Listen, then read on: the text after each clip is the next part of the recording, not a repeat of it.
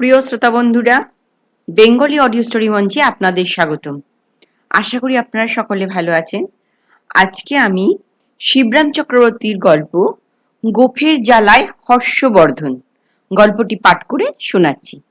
শুরু করছি গল্প গোফের জ্বালায় হর্ষবর্ধন।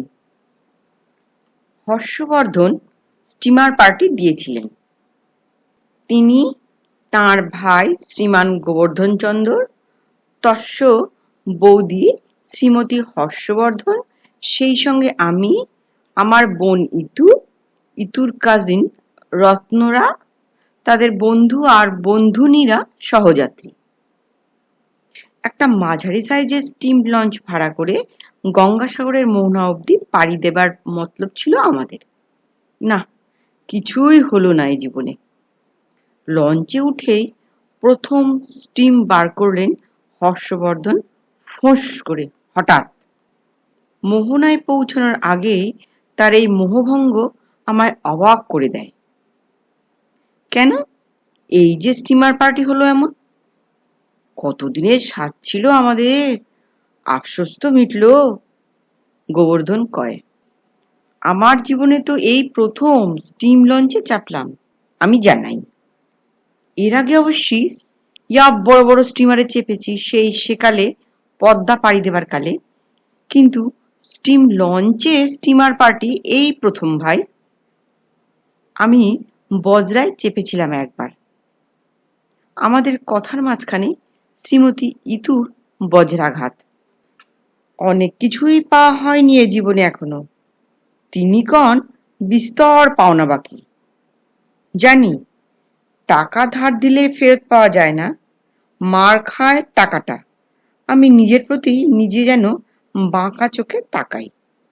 কিন্তু যার নাকি অঢেল টাকা, টাকা তো আপনার কাছে ঢেলার মতোই, এবং আমার কাছেও যদি সেটা পরের টাকা হয়। পরদ্রব্যেষু লোষ্ট্রবৎ বলে গেছেন না চাণক্য ঋষি? আপনি কি ধার দিয়ে পাবার আশা রাখেন, আবার ফেরত পেতে চান আপনার টাকা? চান যদি তো বন্ধুর সঙ্গে ঐক্যটা যাবে, ইতু জানায়, এবং এটাও পাবেন না।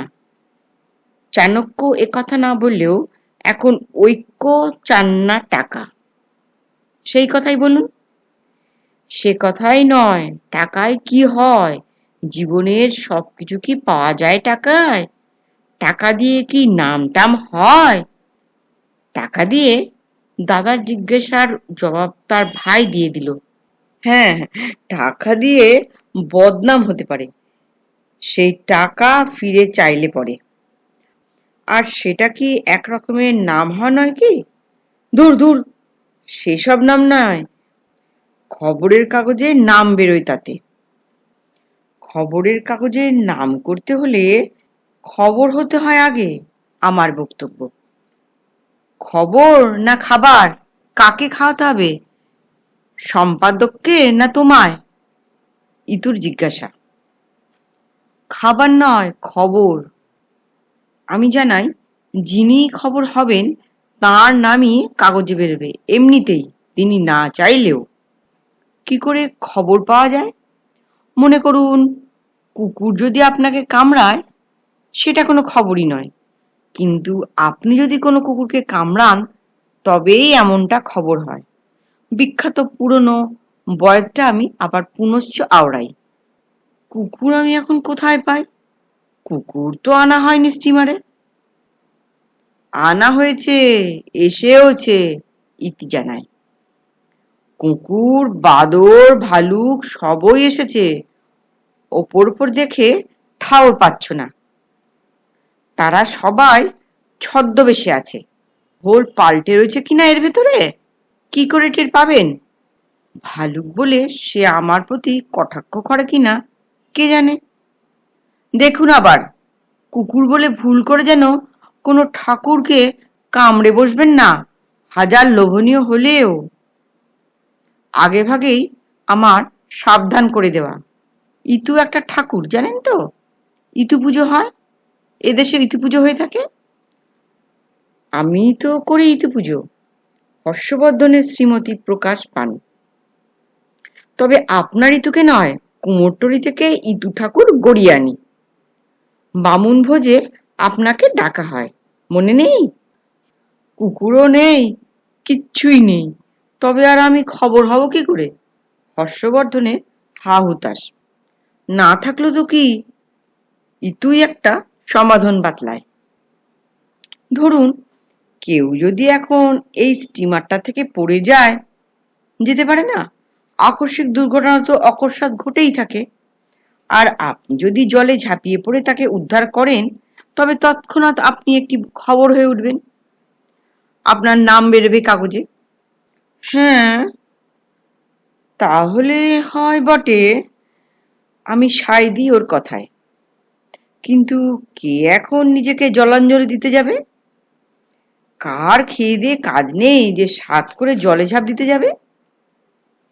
কেউ যদি নিজ গুণে জলে পড়ে তবেই না উনি নিজ রূপে প্রকট হতে পারেন। অবশ্যই ফিনফিনে সিল্কের শাড়ি পরা কোনো মেয়ে পড়লে তিনি গুণপনার সঙ্গে নিজের রূপযৌবনও প্রকাশ করতে পারবেন বলে আর চোখে আমি শ্রীমতী হর্ষবর্ধনের দিকে তাকাই। উনি আমার জীবনটা তো জলেই ভাসিয়ে দিয়েছেন, আবার আমি ওর জন্য সাত করে জলে ভাসতে যাব কেন? গলায় দড়ি আমার। শ্রীমতীর তীব্র কটাক্ষ হর্ষবর্ধন এবং আমার প্রতি যুগপৎ। আর আমিও ওনাকে বাঁচাতে জলে ঝাঁপাতে যাচ্ছি, আমার দায় পড়েছে, উনি যত খুশি ভেসে যাক না। তা জলে ঝাঁপিয়ে কাউকে বাঁচাবেন যে সাঁতার জানেন আপনি? জল ঘোলা হওয়ার আগেই আমি অন্য কথা পারি। মোটামুটি জানা আছে একরকম। মোটামুটি? হ্যাঁ, মোটা লোকেরা ফুটবলের মতন সহজে ডোবে না, ভাসতে থাকে জলের উপর।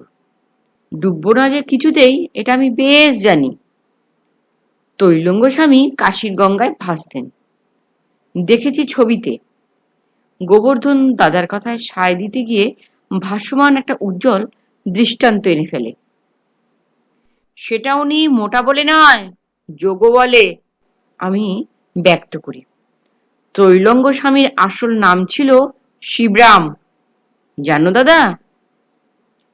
আমি কিন্তু জলে পড়লে মার্বেলের মতোই ডুবে যাব, হাজার মোটা হলেও, আর ওই শিবরাম হলেও। গোবরার ফ্যাকড়া থেকে আমি নিজেকে কাটিয়ে আনি। পরের ঘাড় ভেঙে ভালো মন্দ চর্বিত চর্বণের ফলে আমার এই চর্বি যোগ, এ যোগ সে যোগ নয়। সঙ্গে সঙ্গে হৈ হৈ করে উঠল সবাই। আমার কথাটায় নাকি হঠাৎ ইতুর অধঃপতনে, কে জানে কি করে নিজের কিংবা রেলিং এর হাত ফসকে জলে পড়ে গেছে সে ফস করে। কে এখন জলে ঝাঁপিয়ে পড়ে ওকে সলিল সমাধি থেকে উদ্ধার করে? খবরের কাগজে নাম্বার করার কারোরই তেমন উৎসাহ দেখা গেল না, এমনকি হর্ষবর্ধনেরও নয়। হর্ষবর্ধন উল্টে এমন ভাবে আমার দিকে তাকালো, এটা যেন আমারই এক দায়। তার চাউনিটা আমি গায়ে মাখি না, বরং তাকে বলি, এই তো সুবর্ণ সুযোগ, এই সুযোগ আপনি হাতছাড়া করবেন না। হ্যাঁ, সুবর্ণ সুযোগ বটে, কিন্তু আমার নয়। যে মেয়েটাকে জল থেকে তুলবে তাকে আমি 1000 টাকা পুরস্কার দেব, তিনি ঘোষণা করেন। 1000, 2000, 5000 তিনি বলেই চলেন। কিন্তু লঞ্চ ভর্তি সোনার চাঁদদের শোনানোই সার, কাউকেই জলে নামানো আর যায় না। খাঁটি সোনা কেউ নয় বলেই বোধহয় সবার মুখেই কেমন একটা গিল্টি সোনার ছাপ। সবাই চুপচাপ। 5000, 6000, 7000 বলতে না বলতেই ঝপাত করে ঝাঁপিয়ে পড়েছেন তিনি। ইতু ভালো সাঁতার জানে, সে অবলীলায় জল কাটছিল, আর হর্ষবর্ধনও পড়েও কিন্তু ডুবলেন না, ফুটবলের মতোই ভেসে রইলেন, যা বলছিলেন তাই।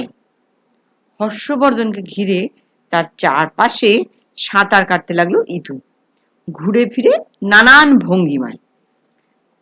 খানিক বাদেই দেখা গেল ইতুকে লেজে বেঁধে তিনি ফিরে এসেছেন, এসে ভিড়েছেন লঞ্চের কিনারায়। সঙ্গে সঙ্গে দড়ির মই ফেলে দুজনকেই হৈ হৈ করে টেনে তোলা হলো। ক্যামেরা ছিল কয়েকজনের, চটপট ছবি তুলল তারা। আপনার সচিত্র ছবি ছাপা হবে, এবার বার হবে তা খবরের কাগজে। উৎসাহিত হয়ে আমি ওনাকে অভিনন্দন জানাই। যে নাম তুমি নাকি চাইছিলে দাদা, হলো তো এবার? আর কি চাও? কে চাইছে নাম? কে চেয়েছে? উফ, এমন গোপ ব্যথা করেছে আমার। গোপের ওপর তিনি হাত বুলাতে থাকেন। ছপাত করে জলে পড়লে গায়ে লাগতে পারে হয়তো। ওর কথায় আমি অবাক হই, কিন্তু গোপে লাগবার তো কথা নয়। গোপটা এমন টাটিয়েছে না আমার। তারপরে কন, কে আমায় জলে ধাক্কা মেরে ফেলে দিয়েছিল শুনি? উফ, কেন যে গোপ আমায় এমন টাটিয়ে উঠলো হঠাৎ। একবার যদি তাকে ধরতে পারি না, দেখে নেব একবার বলে সবার উপরে চোখ বুলিয়ে আমার উপরেই তার দৃষ্টি দিয়ে রাখেন। দেখতেই থাকেন। ধাক্কা মেরে ফেলে দিয়েছে আপনাকে? সে কি? তার সন্দিগ্ধ দৃষ্টি এড়াতে আমি বলি, আমি তো দেখলাম আপনি নিজেই ঝপ করে জলে ঝাঁপ দিলেন। শখ করে? শখের প্রাণ গড়ের মাঠ? মায়েরই আর কি। এখানে গড়ের মাঠ নয় দাদা, গঙ্গা ঘাট। দাদার ভ্রম সংশোধন করে ভ্রাতায়। শখের প্রাণ গঙ্গা ঘাট। তুই থাম, আমার প্রাণ যাচ্ছে এদিক। গোফের জ্বালায় গেলাম। উফ, কেন যে লোকে সাত করে বড় বড় গোপ রাখে। হর্ষবর্ধনের প্রাণের আর গোফের জ্বালা একসঙ্গে দাউ দাউ করে জ্বলে। ইস, কেমন জ্বলছে গোপ যে কি বলবো। কোন গোপটা? জিজ্ঞাসা করে ইতুচন্দ্র। দুটো গোপই, দুধারের গোপী। কেন জ্বলছে কে জানে। জলে পড়লে গোপ জ্বলে, আমার জীবনে এমন অভিজ্ঞতা তো এই প্রথম। আমারও, যদিও আমার গোপ নেই আর কখনো জলেও পড়েনি। ইতু, এদিকে আয় তো বলে ইতুকে আমি সরিয়ে আনি। হর্ষবর্ধনের ক্রূর দৃষ্টির আওতা থেকে সরে লঞ্চটার অন্য ধারে চলে যায়। হ্যাঁ রে, তুই ওকে জলে ফেলে দিসনি তো? শুধায় ইতুকে। বারে, আমি কি করে ফেলবো? ফেলতে যাব কেমন করে শুনি? আমি তো ওর আগেই জলে পড়লুম না।